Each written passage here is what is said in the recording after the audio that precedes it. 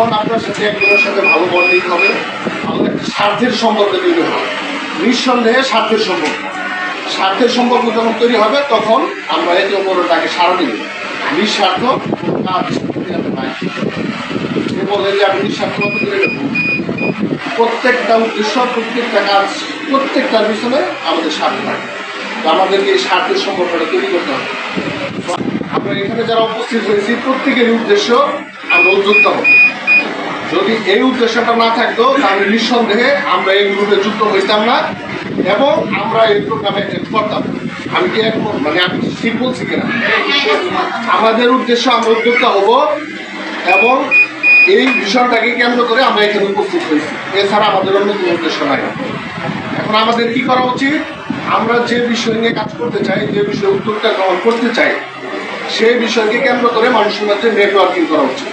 মানুষকে জানানো উচিত, পরিচিত হওয়া উচিত যে ভাইয়া আমি এই বিষয়টা নিয়ে কাজ করি, আপনি এই বিষয়টা নিয়ে কাজ করি, যদি আপনার কখনো এই সাপোর্টটা লাগে আমার সাথে দয়া করে যোগাযোগ করবেন, আমি সর্বোচ্চ চেষ্টা করবো ইনশাআল্লাহ। আরেকটা বিষয়, সেটা আমরা আসলে সবাই বুঝি কিন্তু মানতে পারি না বা আমল করতে পারি না। সেটা হলো যা ইচ্ছা বলেন, যাকে আমরা চিনি তার থেকে কিনি।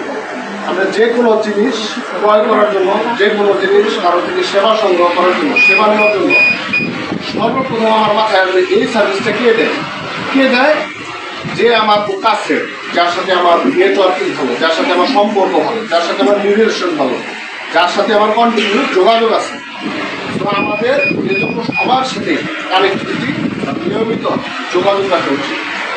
তো একটা দুঃখজনক বিষয় হলো এখানে অনেকেই কথা বলতে বলা হলো যে আপনার আপাতত আপনাদের পরিচয়টা দেন। অনেকেই নিজের পরিচয়টা দিতে একটু লজ্জা বোধ করেন। এটা উচিত না। যদি এইভাবে আপনারা নিজেকে এড়াই নিতে থাকেন, যদি আপনারা নিজেদেরকে এভাবে বোকায় নিতে থাকেন, তাহলে দিন শেষে আপনি হয়তো টিকতে পারবেন। আপনি বলবেন যে ফাউন্ডেশনে গিয়ে কোনো লাভ নাই, কোনো উপকারিতা নাই, কোনো কিছু। আর আমরা পরবর্তীতে যে কোনো প্রোগ্রামে আমরা যুক্ত থাকার চেষ্টা করবো ইনশাআল্লাহ। যেটা আমরা এই আমাদের নেটওয়ার্কিং বাড়ানোর জন্য যেটা করা প্রয়োজন সেটা কিছু সময় দেওয়ার চেষ্টা করবো।